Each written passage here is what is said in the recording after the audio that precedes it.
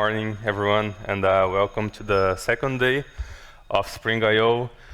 And nothing better to start the day talking about security and single-page applications, right? And I can see that everyone here is concerned about their application security. I just hope that you cannot hear my big nose breathing here in the microphone, so that should be fine. And so today we are going to learn about how to make our single-page applications, our browser-based applications more secure when using a Spring-based backend. My name is Coregio. I joined the Spring security team like 1 year ago, and you can always find more information about me on the social networks. And the reason for this talk is that I see a lot of people asking in many different places like Stack Overflow, Gitter, or GitHub, wondering about how to connect their Angular or React or Vue or really any other JavaScript framework to their backend secured by Spring Security. And this is a great question, and myself, I have asked myself the same questions many times over. And the difference between a single-page application and a server-based application, actually the security concerns are not so different. The major difference is that when you are using like a backend framework like Spring Security, things will not work out of the box as they used to. Because like the backend has no clue about the HTML files that are being served, and it's up to you to understand the vulnerabilities in order to customize them and support the JavaScript applications. And who here uses Spring Security? Please raise your hands. Okay. And who here uses a single-page application with Spring Security? Okay. All right. And we may ask ourselves, if Spring Security is really easy, customizable, and it's relevant when working with a JavaScript application.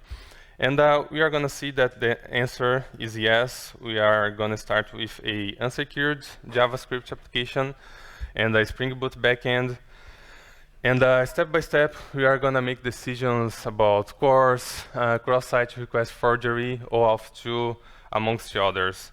And each one of those simplified by Spring Security. And this is all going to be live coding, so wish me luck. So let's get started.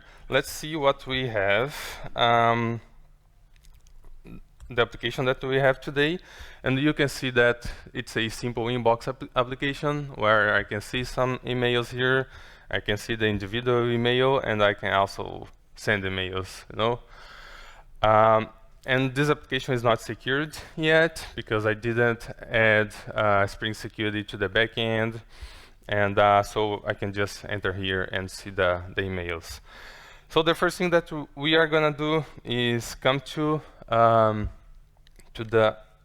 IDE, to the backend project, and open up the POM XML file. And here we are just gonna add the Spring Security starter dependency.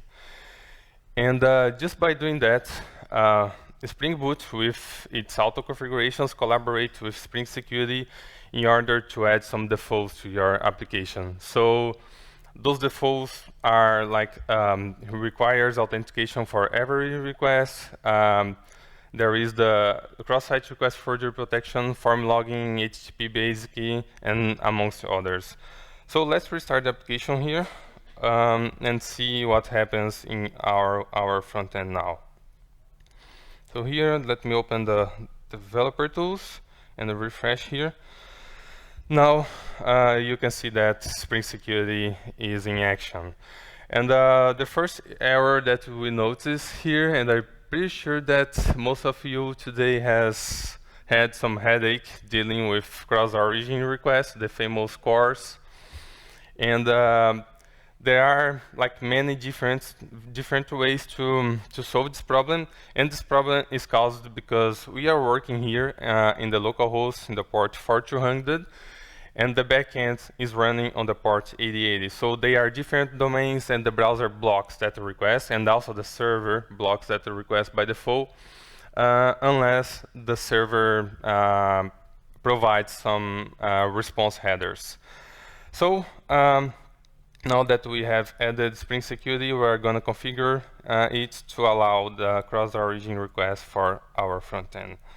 So here I want to create a security configuration class, and this class you use the edge configuration here, and I will expose a bin of type security filter chain. And this bin is where most of the Spring Security security DSL will go. So here, before configuring cores, we are just gonna maybe copy what Spring Boot did for us before. So I want every request to be authenticated, and also I'm using form logging here. So just these two are enough for now. And in order to fix cores, one way, and one elegant way, in my opinion, that we can use is to declare the cores configuration source bin. And this bin is really simple. It just has the client configuration that we want to allow to perform cross-origin requests.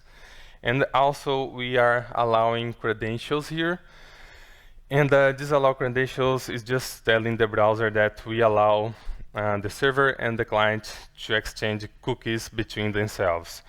And this allow credentials is a two-side agreement. So the server has to declare that, and also the client. So here in Angular, if you are used to it, I'm just saying that the request contains credentials.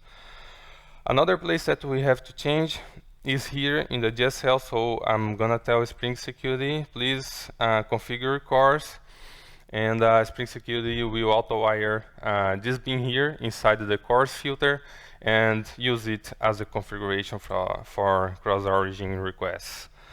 So let's see if it's working. I restarted the application, and one more refresh, and that's it. We get rid of the cross-origin errors. But now there is a strange error here with status 200 and URL for the backend URL. So let's see what's happening here. So this request here /user/me is just used when the front-end application bootstraps in order to check if the user is logged in. And by default, when using form logging, Spring Security will try to redirect you to its generated login page if you are unauthenticated. So that's why we received 8302, and the location here is localhost 8080/login. No, I bet you'll know this page here. But because this is a single page application, we do not want to use Spring Security login page. We have our own login page, and because of that, I want the backend just to respond me with a 401, for example. So just tell me that I am unauthorized, and I have to provide some kind of credentials. And the way to do that is to configure the authentication entry point interface. And here in the security DSL, we use the exception handling method, and we can just use the authentication entry point configuration inside it.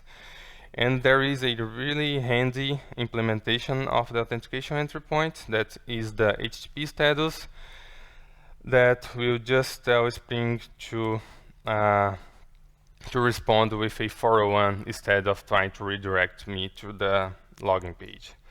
So restarting the application one more time and see if now I receive a 401.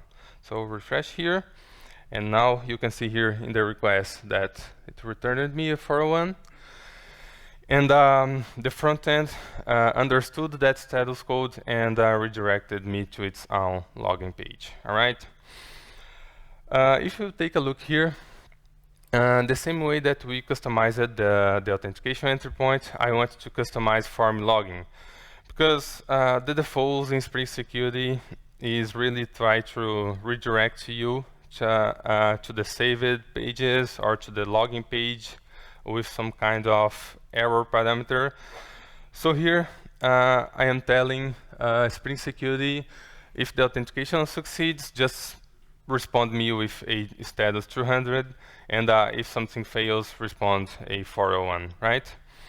And before testing if the login is really working, we have to have some kind of user credentials. We could use the default username for Spring Security, that is user, and this random default generated password. But here, this is a email application, right? So we want the usernames to be the email instead of just user. And the way to do that, to provide your own user store, is to, again, declare a bean. And this bean is of type user detail service, and this is really cool from Spring Security and Spring in general, because you don't have to customize the framework in order to tell where your users are coming from. You have total control over the components that Spring Security uses. So here, I'm using the in-memory implementation of the user detail service, but you could be using like Spring Data, JPA repository, or JDBC templates, or Mongo, or anything that you want to retrieve those users. And there are just 3 users here, Marcos, Rob, and Josh, all right? So I have the user store and the form login configured. So let's restart the application one more time. And take a look at the login page now. Let me clear it. And I will try to log in with Rob's credentials and sign in. And now I received a 403. That's weird, because I don't remember telling Spring Security to return me a 403 anywhere. Instead, it's a 401 that I was saying. So what happened? In the request here, we don't see any clue about what happened. And also in the application logs, I don't see anything as well. So in order to improve the information that's logged in the console, you can increase the logging level for the Spring Security package to trace. And you're going to see that this is help us a lot to figure out what's happening during the security filter chain in Spring Security. So I can clear this and repeat the request. So sign in, so 403 one more time. So now it's hard to see, right? Let me try to just change the theme. It's really hard to remember where is this configuration appearance. High contrast, I guess. Is it better? Okay. So we can see here scrolling up a little bit, because this is the /error endpoint from Spring Boot. And now we can see the secure impulse /logging.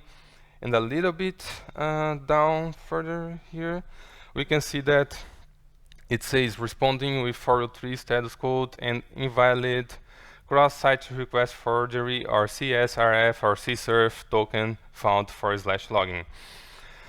And this is a really important protection from Spring Security. And if you just copy this line here and paste on Google, some results will tell you, just disable it and you're good to go. So let's do that. So let's see what happened. So I'm gonna go ahead and disable CSRF. Okay, so now that it's disabled, let's see if the logging works. So sign in. Okay, so the logging works. We are fine, right? Not really. From a security perspective, this is a really huge problem. I have a simple page here that is not suspicious at all. You know, I just want free money, and everybody likes free money, so I want to click that button, right? So, okay, where's my money? So, nothing happened. I'll come back to my page here, and refresh it, and there is a new email here, right? And if I take a look at that, it's sending an email to my boss asking to deposit crypto.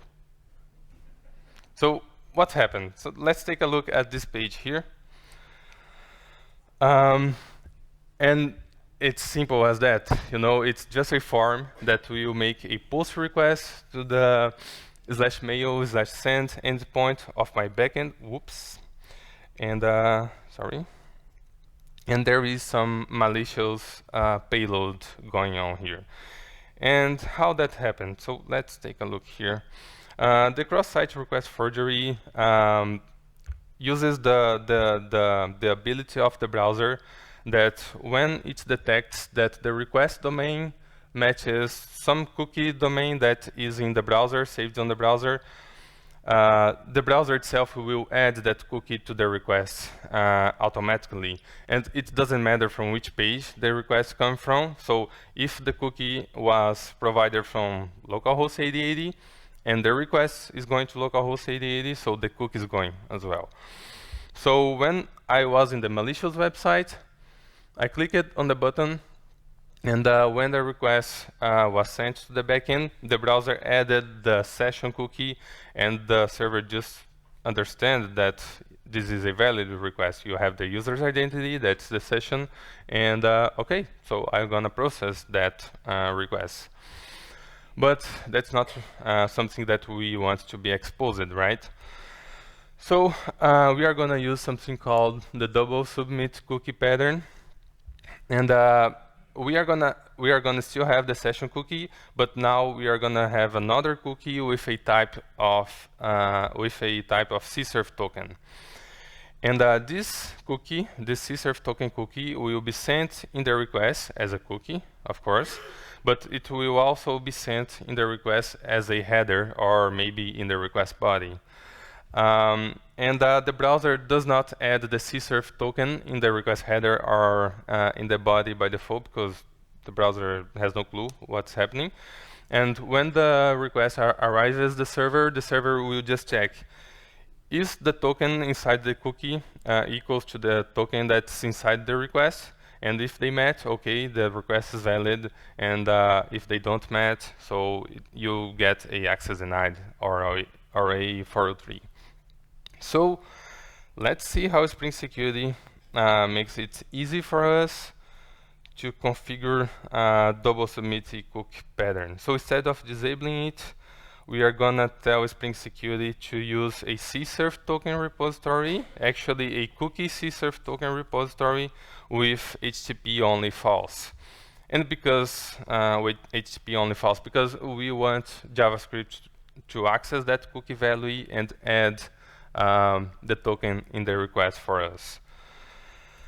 And it's just this configuration, so I'm gonna restart the application one more time. Whoops. Here, refresh here. So let's see if our logging is working, right? So signing, okay. So the login is working and we didn't disable CSRF. And now let's refresh this page here. Open the developer tools and click on the button one more time. And now you can see that we've received a 403. The email is not here, right? And we can take a look at the request cookies, and we see that the CSRF token was sent as a cookie, but not anywhere else in the request, right?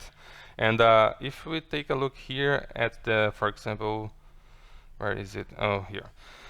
The login method request, we can see that the cookie is here, the XSRF token, and it's also sent as a header, so the server were able to compare the token values.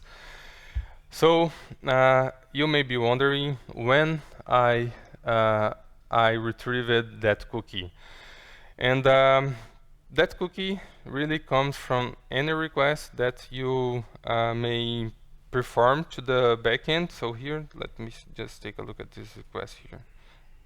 In the logging, I think we had some, yeah. So here we can see that when I perform, like it can be even the pre-flight request, the CORS request, it's gonna, if I don't have a CSRF token, the server will gonna return me a cookie with the CSRF token inside it. And if you are lucky enough and you are using Angular, Angular has this built-in module that will take care of reading the cookie value and adding in the request for you. So make sure to check it out when you have the chance. All right, so we fixed CORS and we fixed CSRF. And now let's take a look here at our application. I'm logged in as Rob, and you can see here that it's Marcos emails here. And I'm able to see like every email in the application. It doesn't matter who is the destination of that mail. I should be only seeing this email here, right, logged in as Rob. So now let's go to the controller part of the application. So we can see the email controller here. And we are gonna get rid of this hard-coded string and replace it with the authenticated user information. And there are a few ways to do that.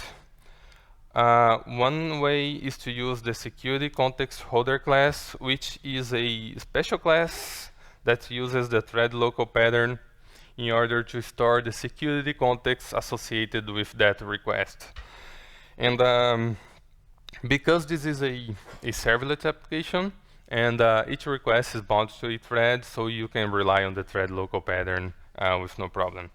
Inside the security context, we have the authentication object. That is pretty much like the user details that we have provided in the user detail service. And here, instead of this string, we are gonna use, so you can see that there are a few methods here, but we are really interested in the getName method, which just resolves to the username of the user details, right? But there is another way, and maybe a better way to do that. That is to use something called method injection.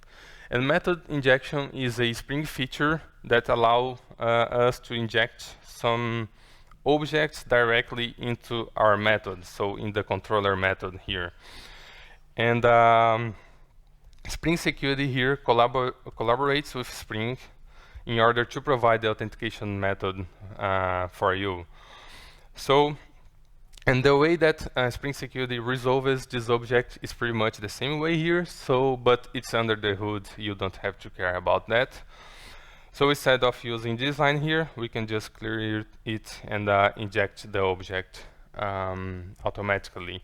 And you can notice that this method here becomes really better to test, because instead of having to mock this static call and having to mock the thread local pattern, I just have to mock the authentication object here and pass it to the method. So that's it. Okay, so we've done that. I also want to change the findAll method. So here I want to find just the emails that were sent to a specific email. So here, let me just filter the email. So compare if it was sent to the to this okay, and another place that I want to change is here in the user controller. That this endpoint is just used in the navbar here, where you saw my email on the navbar.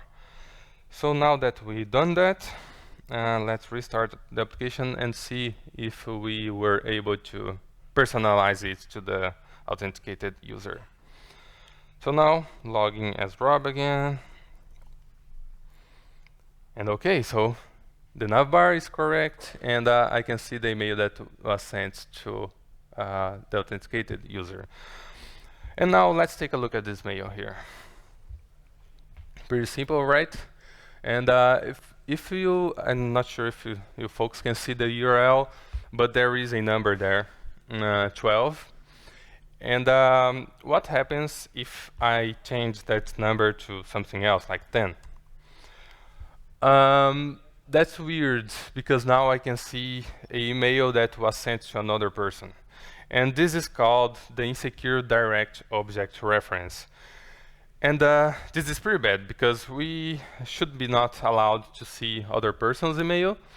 And this vulnerability is just when you have a reference to internal implementation. So here we have the ID reference to the email implementation of our application, and just by passing that ID, the backend processed the request and returned me the object without any additional authorization checks. But fortunately, Spring Security help us with that. So this is the method that's being used there, defined by ID. So you may be wondering, just add the authentication object there, and if email is present, and if it was not sent to the authentication.getName, so throw new access denied or something like that, right? This would work, but from a maintenance perspective, this can become messy soon, because right now we are mixing business logic, code, and also security checks. And as soon as your code becomes more complex, this code here will become really hard to maintain. And Spring Security can help with that. And we are going to use a feature called method security. And we're going to see, let me just clear this. We are going to see two annotations here. So one thing that I didn't mention is that when dealing with authorization checks and security checks, we want to be as declarative as possible. So if I can provide some kind of annotation that performs the authorization checks, that you just look at the method and you see that this is security, it's better from a maintenance and security standpoint.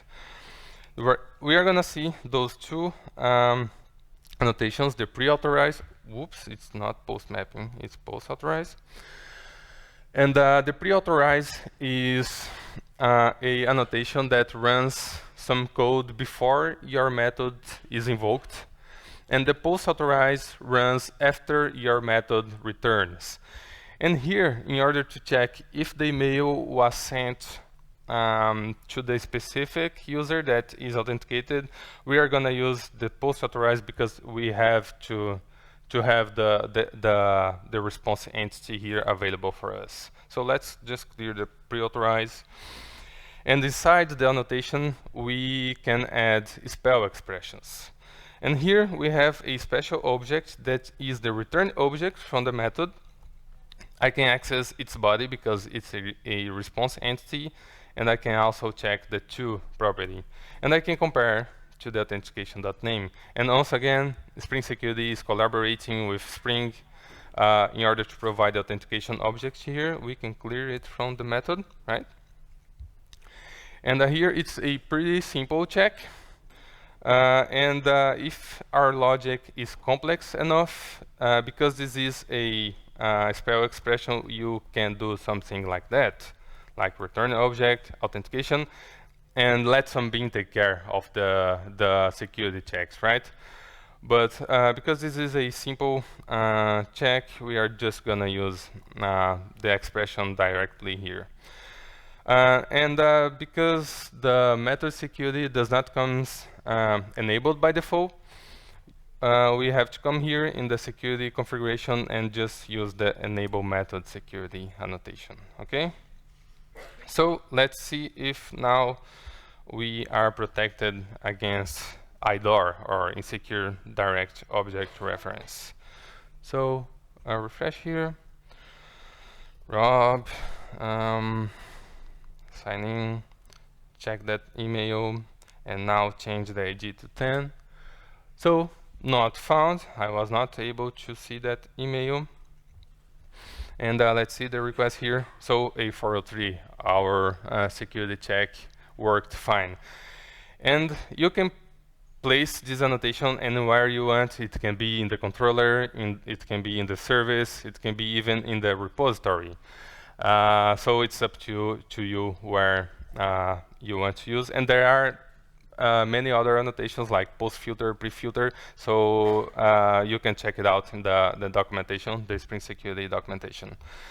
And also there are another place here that you may have to check for insecure direct object reference, like if I'm trying to delete someone else's email, but I'm gonna let this as a homework for folks, okay? All right, so now that we customized our application, I wanted to show you two more vulnerabilities that you are exposed when your single-page application is not served from a backend or it has no security headers. That are actually cross-site scripting and clickjacking. But before doing that, let's do something cool and use the OAuth2 in our application and the backend for front-end pattern. And OAuth2 is a hot topic in the dev communities nowadays, and it's oftentimes implemented not so right using a single-page applications, because single applications are considered public clients, because there is no way to store the client's credentials. Actually, there is no standard browser API to store the client's credentials in a total secure way. So you have to do some workarounds to stuff to work. And I think my internet connection is not working. Let me try again, because we are going to use the Spring Authorization Server project. And Joe Granja, the project lead for Spring Authorization Server, has worked on implementation guidelines for browser-based applications, or SPAs. And there he summarizes like almost everything that the SPAs must do and must not do, and the authorization server must do as well and must not do. But unfortunately, it's not working. But you can see here that it's the issue 297 if you want to check it out on the authorization server GitHub project. You have to trust me now. So his final recommendation in the guideline is to use the authorization OAuth2 authorization code flow with proof key for code exchange, or PKC. If folks were here yesterday, some people talked about that, and with a confidential client. So we just said that the single-page application is a public client, so we are gonna rely on the backend for front-end pattern to do that for us. Oh, that's nice. Okay. So I was not lying. So you can see here the must-do for the authorization server and the browser-based applications. And you can see some concerns about refresh tokens and those kind of stuff. And his final recommendation here on the bottom to use the authorization code flow with PKC and a confidential client. This is not a rule, it's his recommendation, and he's my teammate, so I want to follow his recommendation. And we can use the backend for front-end pattern here. So let's take a look at what we have now.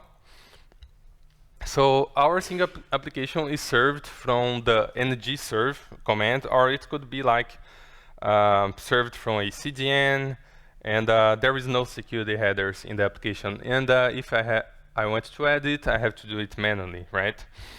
And the browser is talking directly to the API backend here. So let's see what we are gonna have now. So we are gonna introduce the backend for front-end pattern. We are gonna use Spring Security here and Spring Cloud Gateway. We are gonna have the Spring Authorization Server. our API backend here will become a research server here, and the single page application files will be served from the BFF itself. So Spring Security can have some kind of control over the HTML files that are being served here. So it can add security headers and some security measures by itself. We're not going to build the authorization server from the scratch. It's already running, but I'm going to show you the configuration.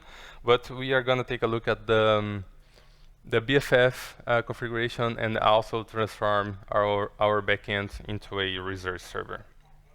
Okay. So let's do it. Let me clear everything here. Security configuration from the authorization server. Okay. I just forgot to mention that when using OAuth2, it can improve our application security, because instead of having to deal with user credentials in the backend side, in the research server side, we are gonna give the responsibility to the authorization server to deal with user credentials, and we just ask the authorization server to authorize and authenticate the user. So here I just have a simple client that is the inbox web that's using the authorization code as recommended, the OpenID Connect scope with some other scopes here just for learning purposes, and the client settings is requiring proof key for code exchange. And here at the bottom you can see the user details service, right? So let's start from the BFF. So BFF security configuration. So let's declare the security filter chain here in the BFF. The bin is a bit different because Spring Cloud Gateway uses the reactive stack, so it may change a little bit the name of the interfaces and the methods here. But here we are just saying to Spring Security, please require authentication in every request. And if you need to authenticate someone, use OAuth2 login, and also use cross-site request forgery protection, because as you can see here, we are using a session cookie to communicate the browser with the BFF, right? So we want to be protected against CSRF. Also, another place that I have to change is the application YAML. So let's go ahead and configure here. So here we are just telling Spring Security that we are a OAuth2 client that has the Spring provider. The name doesn't matter here. That is running on the port 9000 here, auth server, and also the client ID, the client secret, and the scopes. And I'm telling Spring Cloud Gateway if some request that starts with /email and /user comes in, just send that request to the backend, to the research server, and return to the who have asked for the information using the token relay filter. And this filter is really special because it will be able to extract the JWT associated with the session of the user and send it to the research server. So the research server does not need now to create sessions anymore. It can rely on a stateless token-based authentication. And before going further, let's just see some pros and cons here of using the backend for front-end pattern in this scenario. So we are not dealing with access token and refresh tokens in the browser. So remember that I mentioned that there is no standard browser API to store credentials in a secure way. So we are just using a session cookie, and the tokens are in the BFF instead of the user's browser. We have a single trusted application instead of two apps or more apps. So the single source of trust here for the browser is the BFF, and the BFF does the heavy lifting for us. We have a better protection against cross-site scripting, so default security headers from Spring Security, and also we can add the content security policy header. The APIs can be deployed in a private trusted zone. So here The BFF is the single application that's facing the public internet. All the other applications are in the same domain and not accessible from outside. There are some cons here about performance, code duplication, and business logic may bleed to the BFF when you have like multiple BFFs, but from a security perspective, I think there is none. We can discuss that later. So let's continue our configuration here.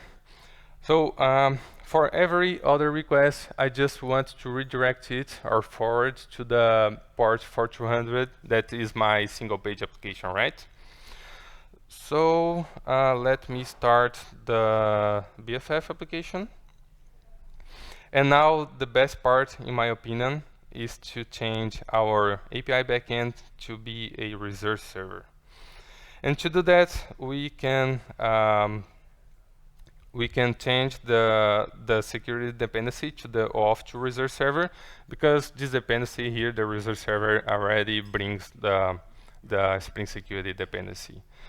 So we can come here to the security configuration, and now the fun begins, because we are going to remove a lot of code from here. The first thing that we are going to remove is CORS configuration, because now, as we can see here in the diagram, the resource server has no browser talking to it, right? And the request comes from the same domain, from the same private zone. So we can remove CORS. Also, we can remove the user detail service, because I mentioned that we are not going to do a deal with user credentials ourselves. The authorization server will take care of that, so we can just remove the user credentials from our application. Also, there is no more CSRF protection, so we can clear it, because instead of using a cookie-based authentication, we are using a authorization header, so the browser does not add the access token by default. So we can remove CORS here. The authorized request becomes the same, actually stays the same. We can remove form logging, because there is no more logging in our resource server. And also we can remove exception handling. The only thing that we are going to add here is the OAuth2 resource server method, and we are going to tell Spring Security, please use JWT to authenticate the users, right? And just by doing that, Spring Security will detect the access token in the better authorization header and verify its signature and authenticate the user. And it's a common question if Spring Security has a JWT filter, so it has. The name of the filter is really better token authentication filter, as you can see here. All right. And in order to validate the signature of the JWT, we have to tell Spring Security where the keys are, right? So I'm just gonna tell Spring Security that this is a resource server, and the authorization server is in the port 9000. So go there, take the JWT keys, and use it for signature verification. Okay, so I think that's it for the backend. That's now a resource server. Another place that we are gonna change is in our front end. Instead of talking directly to the backend, it will talk to the BFF that's running on the port 8000, as you can see here on the bottom. And also we can remove the with credentials property, because it was a agreement using CORS, but now we are not going to use CORS anymore, because the single page application files will be served from the BFF, so it can talk normally without cross-origin requests. All right, I think that's it. Let me open a incognito tab, and now access 127.0.0.1. If you watched some talks yesterday about authorization server, you will know why I'm using 127.0.0.1 instead of localhost. And when I tried to access the page, the BFF redirected me to the authorization server login page. So here I can provide rob@example.com, password, signing. So Inbox Web wants to access your account, so submit your consent. And now you can see that the application that we are used to. And the security checks stay the same, right? I can even try to access another person's email. Okay, so Spring Security made it really easy for us to switch from a session-based authentication to like OAuth2 and use JWT and different authentication schemes between the browser and the BFF and the resource server. Spring Cloud Gateway really made it easy using the token relay filter in order to get the JWT token. Actually, JWT token is just JSON Web Token, so just repeating myself. But I mentioned before that I wanted to show 2 more vulnerabilities, and I think we have 2 minutes, actually 4 minutes. So let's go ahead really fast here. And I have this page here that's, again, not suspicious at all. And I have another version of my app running on a different port just before we moved to OAuth2, right? And this is a really simple example of clickjacking. So I can come here and change something in the CSS. Actually, I forgot to log in, sorry. So let me log in. I'm using a different port here, 4201. And if I refresh this, oops, I think it will not work. Oh, it worked, all right. It's really hard to see, so let's increase the opacity. But now you can notice that this win free money is placed right on top of the delete button of the email. And the page search here, you can see that it's just a iframe with our page inside it. And the browser allowed another page to add our application as a iframe because we didn't provide any security headers in this version, like before we used the BFF pattern in the application. We are gonna see that it's not a thing with the currently application. So if I change the opacity here, clickjacking, and change the opacity to 0.4. Now Firefox can't open this page. So why that happened? We can see here the HTML being served now has some security headers, and we are telling the browser, please deny an attempt to add this page as a iframe, right? So you can see here that the browser just refused to do that. And really fast, I want to show you cross-site scripting. So the latest, actually the previous version of our application, I can do this, like Rob, send an email to myself with some malicious payload, and there is a JavaScript here, right? So if I send that mail and try to view it, the Angular and the modern JavaScript frameworks took care of removing the harmful tag or the JavaScript and the HTML tags from me.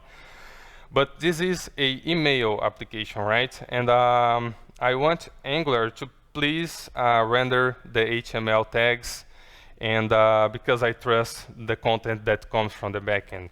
So I'm gonna tell Angular, please don't sanitize that input. So the line is red, now the line is blue. The email is beautiful, but now the user can inject some JavaScript in the victim's browser. So that's not something that is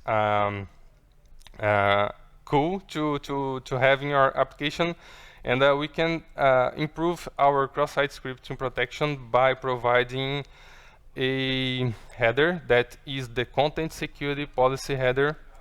And here, Spring Security make it easy for us. It doesn't come available by default because scores it's something like whitelisting, and it's hard to get some default to your application. That's why you have to specify it yourself. So let's try the new version of our application. Let me just email view component. So tell Angular to don't sanitize that input. Send an email to myself. Cross-site scripting. Send that content. Take a look, and let's see. Oh, I guess I restarted the wrong application. That's why. Yeah. So let me restart the BFF application. We are almost over time. Please restart. And you know that the JavaScript didn't run anymore because the browser didn't trust the inline JavaScript, right? So that's it I had for today. We have no time for Q&A, but you can catch me out after the presentation. And also, I'm available on the social networks here and in my email. Thank you very much, sir.